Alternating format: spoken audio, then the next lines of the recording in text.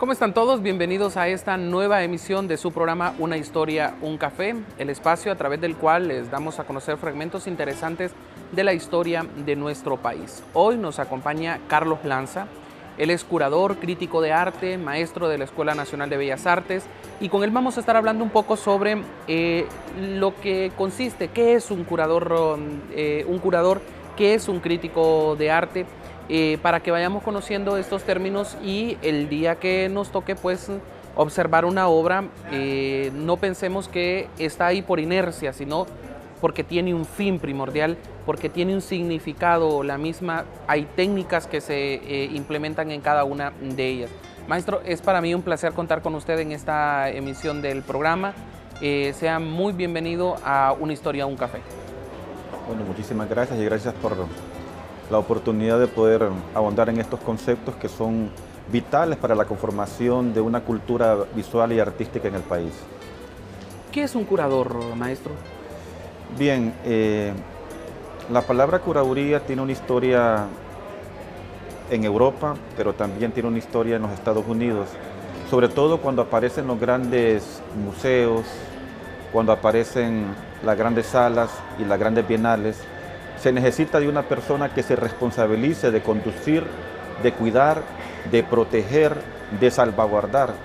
Y aunque en un principio el trabajo curatorial lo podía implementar el administrador de un museo, el director de una galería o el director de un museo, poco a poco, en la medida en que fue evolucionando la cultura artística mundial, apareció la figura especializada del curador. Si en un principio la palabra curaduría estaba asociada a la idea de cuidar y preservar una obra de arte de cualquier daño que pudiera surgir o pasarle, o cualquier incluso daño de tipo ambiental dentro del espacio donde estaba la obra albergada o donde estaba la exhibición, este concepto evolucionó a un cuidado, a una protección o a una promoción más de tipo conceptual, más de hacerle ver a la gente una determinada mirada sobre tales o cuales colecciones de arte. Ya se convirtió el curador en una persona especializada, encargada de ofrecer una visión, una mirada sobre este tipo de colecciones de artistas famosos que venían desde la época clásica o desde la época del Renacimiento, del Barroco, y también con el arte de vanguardia que surge a principios del siglo XX. En Europa, cuando aparece la historia de los museos, no hay un curador, pero sí en los museos norteamericanos. Ahí sí nace esa Sí, es que en figura. Europa lo que existía era la figura fundamentalmente del comisario, pero como señalaba esta cámara, el comisario es más un relacionador, una persona encargada de ensanchar a los críticos, a los artistas, a los dueños de las galerías, de los museos. Era más una idea de un relacionador. Aunque tenía competencias en el campo de la curaduría, no fue sino hasta que se desarrolla con mucha fuerza las artes visuales en los Estados Unidos, adquiere un fuerte mercado a través de la galería, se potencian los museos, cuando ese pragmatismo característico de la cultura norteamericana genera un especialista. Y ese especialista es el llamado curador, y se le conoce al curador dentro de la plástica universal, dentro de las artes visuales universales, se le conoce como el último oficio del siglo XX. O sea, es uno de los oficios más recientes, pero que últimamente ha agarrado una preponderancia impresionante. Eso le quería consultar, si el curador nace con los museos o es hasta esta época. ¿Qué ocurre en la década del 80 ya con la figura del curador como una carrera? Es que en la medida en que se ensanchan los grandes museos, en la medida en que se moderniza la Bienal de Venecia, por ejemplo, en los momentos en que la Bienal de Sao Paulo adquiere una dimensión universal, en los momentos en que incluso museos mexicanos adquieren importancia, museos argentinos galerías de arte importantes, eventos artísticos como la Documenta de Kassel. Todas estas exposiciones hacen necesaria el aparecimiento de una persona encargada de conducir, pero encargada de administrar desde el punto de vista del conceptual la cantidad de obras que se generan y sobre todo la diversidad de lenguajes artísticos que aparecen. Los artistas producen las obras, pero el curador es aquel encargado de dosificar, de administrar, de acompañar, de conceptualizar y lanzar una mirada sobre ese tipo de exposiciones.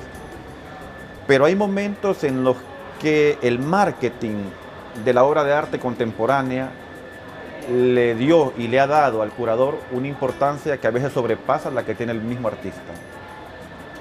Y eso ha generado una rivalidad entre artistas y curadores. Yo siempre he pensado que quien produce la obra de arte es el artista y que un curador puede acompañar, pero no con aquella petulancia que lo lleve y con aquella arrogancia que lo lleve a sobreponerse sobre el rol que juega el artista dentro de la cultura plástica o la cultura visual.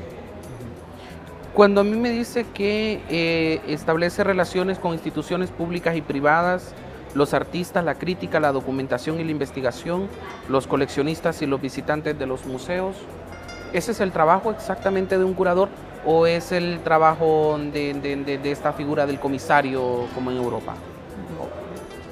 Bueno, la curaduría en algún momento se entendió como relacionar, pero hoy en día eso ha quedado totalmente sobrepasado por la realidad. Ahora el curador, en primer lugar, es una persona con un amplio conocimiento artístico. Es un poderoso intelectual, una persona con una formación filosófica y estética sólida, con un pleno conocimiento de la historia del arte y con una sensibilidad a toda prueba. He visto yo trabajos curatoriales en los que incluso el curador asume roles artísticos. Entonces, el curador es alguien que ofrece una plataforma de lo que se quiere mirar. Y mejor lo explico con un ejemplo.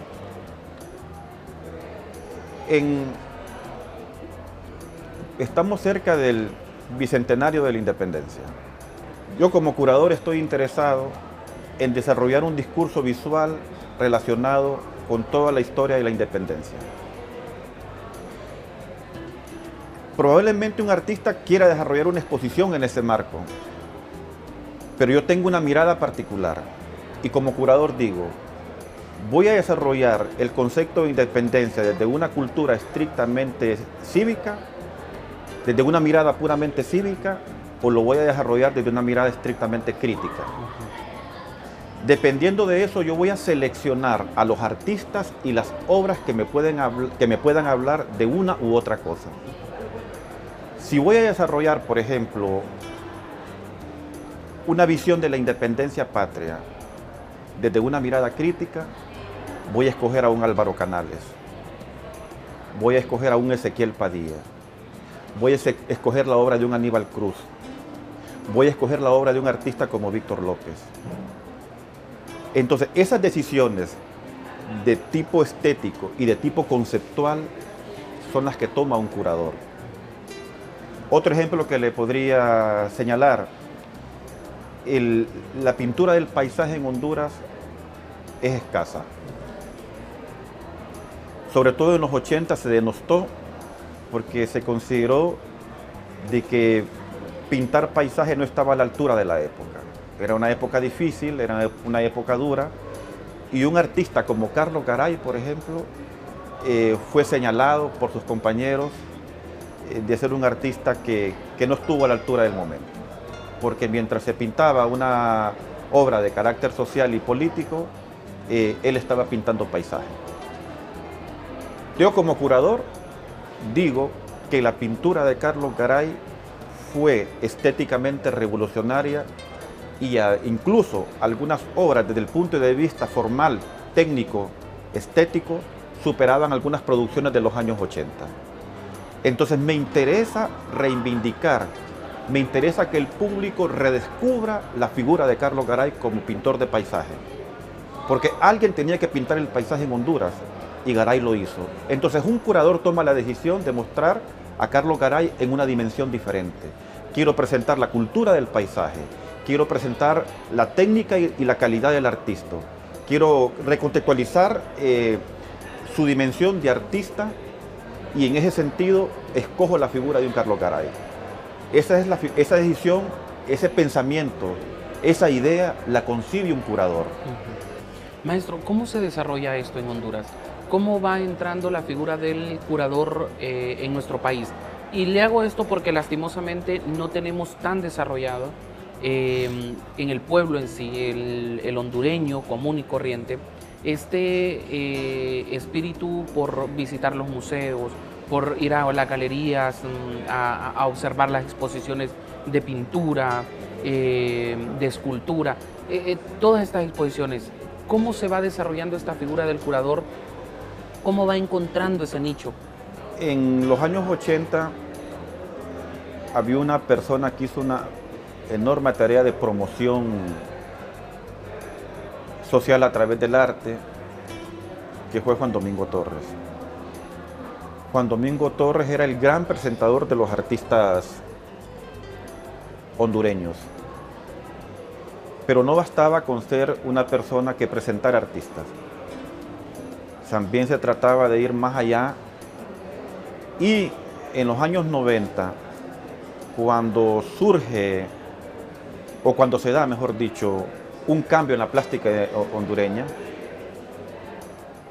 cuando se requiere que la obra sea acompañada fuera del país por un especialista, cuando las instituciones que promovían las exposiciones en el extranjero exigían que el artista viajara con un crítico o con un curador, o le exigían que presentara su proyecto mínimamente con la opinión de 2 o 3 personas que conocieran su obra. Esas exigencias fueron marcando o trazando la ruta para que en el arte hondureño apareciera la figura del curador o del crítico de arte. En el caso particular, en 1999 me tocó llevar a Italia, específicamente a la ciudad de Roma, la primera muestra de arte contemporáneo hondureña. Se llamó Tiempo y Fragmentación, 2 categorías de la memoria. La decisión de ese concepto, de articular ese concepto alrededor del tiempo y la fragmentación, fue mía. Y en ese sentido me acompañó la obra de Santos Arzú, de Bayardo Blandino, de Víctor López y de Alex Galo. Entonces, esos ya eran inicios de un trabajo curatorial que se desarrollaba en el extranjero, pero que iba a mostrar a la plástica hondureña. ¿Me permite que hagamos una pausa y después me cuenta cómo se forma un curador? Porque me parece muy interesante esa parte, que vayamos conociendo. ¿Qué estudios debe de seguir alguien para ser un curador? ¿Cómo se hace en Honduras? Al retornar les contamos.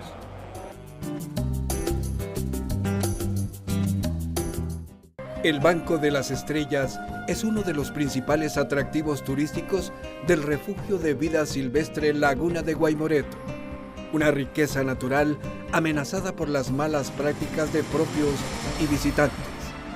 No nos unamos al deterioro y explotación de estos recursos marinos que pueden desaparecer. Pensemos diferente, actuemos diferente. Una campaña de la Universidad Nacional Autónoma de Honduras, UCAD, ICF, Marfón, Municipalidad de Trujillo y este medio de comunicación.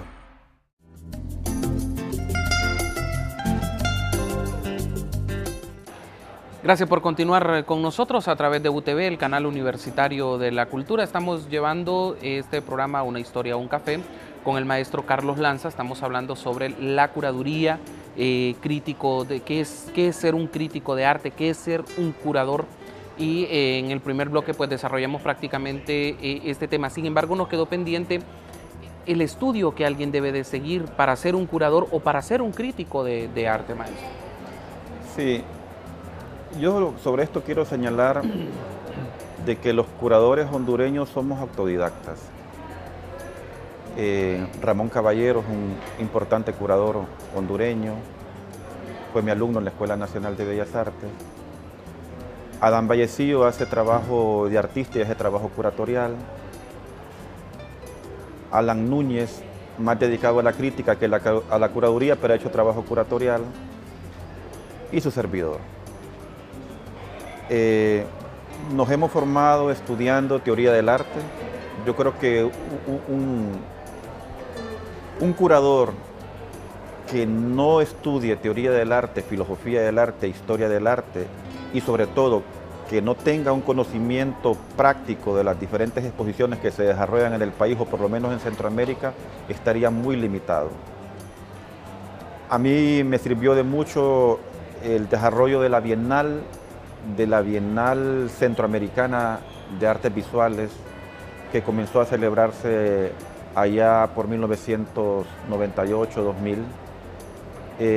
Una importante promotora y gestora de arte como Bonnie de García nos hizo viajar por Centroamérica. De esa manera yo pude acompañar a los artistas hondureños a la Bienal de Nicaragua, a la Bienal de El Salvador, a la de Panamá, a la de Costa Rica. En fin, cubrimos todo el área de Centroamérica, pero también patrocinó eventos en Sudamérica y en Europa. Entonces, ahí fui conociendo por experiencia, por conocimiento directo, el trabajo de los curadores, porque la Bienal Centroamericana tenía un formato en el que se exigía que los 6 artistas de cada país que participaban en la Bienal tenían que ir sí o sí acompañados de un curador o de un crítico de arte, porque exigían una conferencia sobre la obra de ese país. A mí me tocó dictar una conferencia en el 2004 sobre la obra hondureña en la Bienal de Panamá.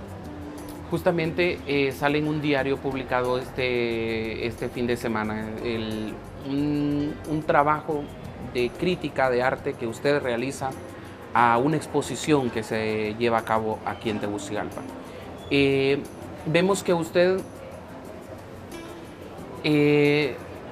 realza los materiales que utiliza, el tipo de técnica que utiliza, la consistencia que ha existido en este artista desde 1995 hasta su última exposición.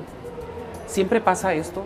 ¿O siempre hay algún momento en el que usted dice, no me gusta este detalle, hubo falta de este otro en esta parte? Siempre hay una consistencia, al menos en las críticas que usted le ha realizado a algunas obras de arte en nuestro país. De hecho, yo he sido una persona muy polémica en el medio porque también he señalado inconsistencias en algunas obras. Y recuerdo que una vez escribí un artículo que se llamó Pretensiones sin oficio. Me estaba refiriendo a muchos artistas que a nombre de lo contemporáneo hacen cualquier cosa y le quieren llamar arte. Y entonces en ese artículo yo señalaba que el arte contemporáneo tiene su propio lenguaje y que ese lenguaje debe ser consistente. Y que el artista no debe dejar de lado la cultura del oficio a nombre del arte conceptual. Y particularmente señalé los problemas que habían en algunas obras de artistas hondureños. Eso generó mucha polémica en el medio, pero no me arrepiento de haber escrito ese artículo. En el caso del maestro Arzú, es que es difícil porque es un artista demasiado consistente, es un artista muy sólido. Arzú es un artista que tiene una característica, es un intelectual del arte. Entonces, cuando una obra es tan densa conceptualmente, incluso inspira y facilita el trabajo de uno. Pero también me pasó con otro artista muy importante en la que me pidió que escribiera sobre su trabajo y yo le señalé unas inconsistencias, le dije que su obra conceptualmente no funcionaba, que no había una relación entre su concepto y lo que presentó, y cuando yo creí que él no iba a publicar ese trabajo, me dijo, Carlos, me dice, voy a correr a publicarlo a las redes, me dice. porque lo peor que le puede pasar a uno de artista es que nadie diga absolutamente nada de uno. Entonces, la polémica. Aún considerando él de que el artículo lo criticaba fuertemente, tuvo la dignidad de publicarlo. Y me ha pasado con otros artistas a los que he señalado errores en sus propuestas y no lo han publicado porque consideran que los afecta. Maestro, ¿debe de existir una línea recta en el artista? ¿O se puede dar ese lujo de que en algunos momentos presente una obra no tan consistente como las anteriores, sino con un nivel mayor, con un nivel menor? ¿Puede existir esa línea? Le voy a hablar, por ejemplo, de la obra de Víctor López. Víctor López en los años 60 y en los años 70 tuvo una obra muy moderna, muy fuerte, muy audaz. En los años 80, por la coyuntura política, se preocupó demasiado por los asuntos temáticos, por la necesidad de responder. Estuvo más preocupado por el asunto ideológico y creo que descuidó los asuntos formales. Pero en 1996 produjo una obra extraordinaria que se llamó Rendijas de la Memoria. Ese lenguaje de Rendijas de la Memoria es el que le ha permitido desarrollar increíblemente un trabajo después del golpe de Estado llamada la serie Los Buitres, de la que hablaré dentro de 15 días y el artículo será publicado el 17 de marzo. Eso le muestra a usted que un artista tiene esos altos y esos bajos. En todo artista hay esa situación en la que no siempre su trabajo es tan consistente como uno espera. Pero hay artistas que son muy inteligentes. ¿Cómo lo manejó Arzú cuando se dio cuenta de que él estaba como en una situación difícil en la que no podía producir?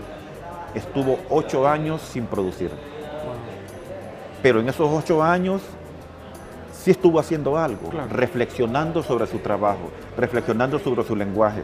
Y de repente apareció en una exposición en el Centro de Cultura Española donde no cabía la gente.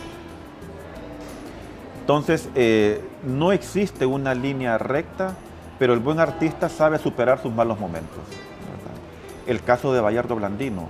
Bayardo Blandino estuvo 20 años sin pintar y recién para el proyecto Tránsitos entre la tradición y lo contemporáneo que inauguré el 22 de septiembre, volvió a pintar y apareció con una pintura geométrica, con unas texturas rojas y unas veladuras impresionantes que dialogaban con manchas negras. Y entonces me pongo a pensar, realmente estos artistas cuando tienen esas condiciones y esas cualidades pueden emerger en cualquier momento con una disposición increíble. Creo que con eso respondo un poco esa inquietud, pero sí no es uniforme la historia de un artista. Aún Ezequiel Padilla, por ejemplo, que ha sido uno de los artistas más consistentes que ha tenido la plástica hondureña, yo le vi ahí entre el 2011 y el 2013 una producción que no estaba a la altura de lo que el maestro venía haciendo.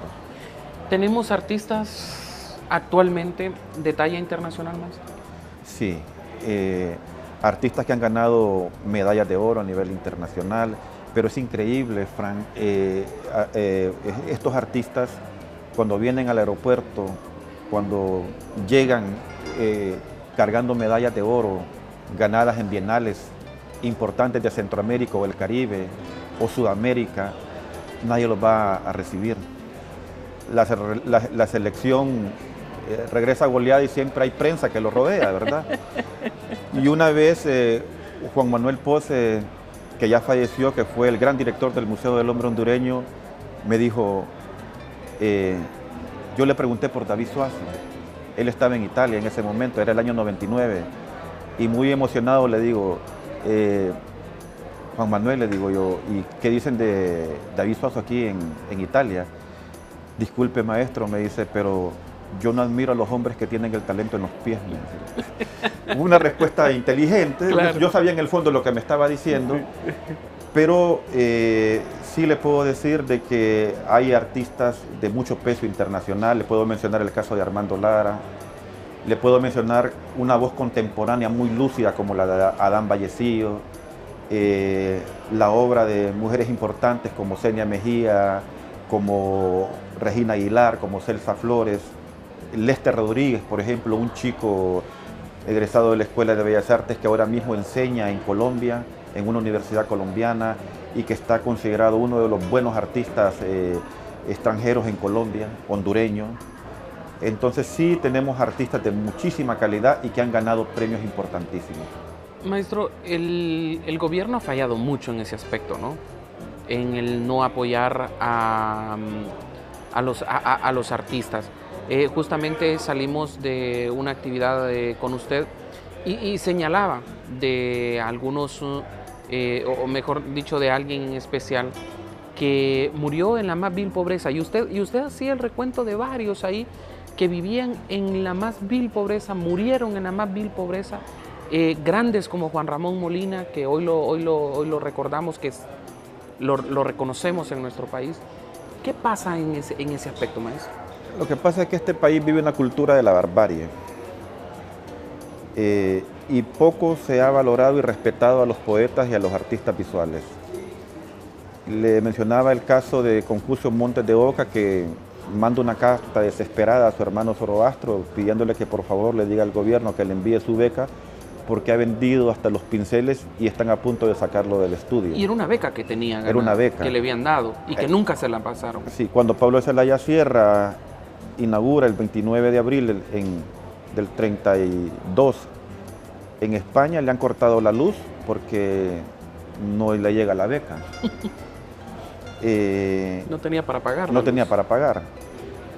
El caso de Ramón Ortega, que muere loco en el hospital, pero a todo esto Froilán Turcio le había conseguido una pensión de 2.000 empiras, 2.000 pesos para que se fuera a curar a México y el Congreso nunca se los dio. El caso de Juan Ramón Molina es patético porque hoy está considerado el gran poeta hondureño y cuando le tocó su viaje al cementerio lo hizo en un ataúd de pino, de madera de pino, y el ataúd iba alado por dos bueyes en una carreta.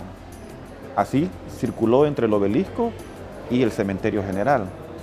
Y así puntualmente yo le podría ir señalando muchos artistas que han sido olvidados por el Estado. La precariedad histórica en la que ha vivido la Escuela Nacional de Bellas Artes es parte de ese ejemplo. El hecho de que le hayan quitado las becas a los estudiantes de Bellas Artes. Nosotros llegamos a tener 80 becas y en el gobierno de Porfirio Lobo Sosa sencillamente se acabaron esas becas. Mejor dicho, cuando él era presidente del Congreso Nacional. Oh, wow. Cuando era presidente del Congreso Nacional nos quitaron las becas para hacer política. Es como 15 años más o menos. Exactamente. Entonces... ¿Y nunca se restauraron? Nunca se restauraron esas becas. Wow. Teníamos 80 becas y se perdieron todas. Esa es la actitud con que un Estado bárbaro como este, corrupto, trata a los artistas hondureños. Podríamos llorar en este programa contando tantas historias, pero sí he considerado particularmente por mi trabajo de curador y crítico de arte que los artistas hondureños son los que más prestigio le han dado a Honduras, mucho más prestigio que los futbolistas, mucho más prestigio que los propios políticos.